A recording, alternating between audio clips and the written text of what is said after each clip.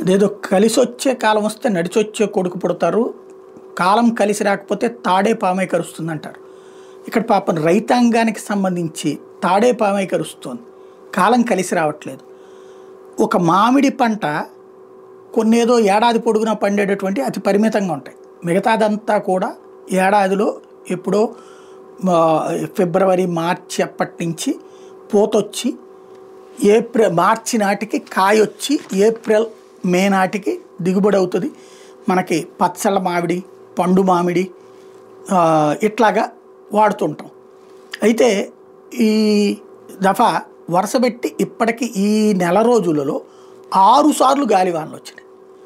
6 సార్లు గాలివాన వచ్చినప్పుడు చెట్లు ఏం కూలిపో, కానీ గాలివాన కారణంగా ఇప్పుడు మామూలుగా పూత ఇంత పూత ఉంటే 3 or 4 కాయలు వస్తాయి. ఆ మిగతాదంతా రాలిపోతుంది పూత. ఆ వచ్చే 3 or 4 కాయల్లో ఇంత పిండి ఉండగానే 1-2 రాలిపోతుంది, మిగతా ఉండే 3 2 ఇప్పుడు రాలిపోతుంది.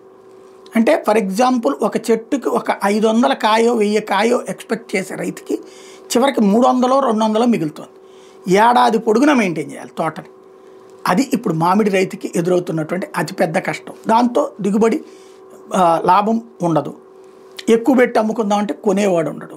ఇది ప్రస్తుత సమస్య.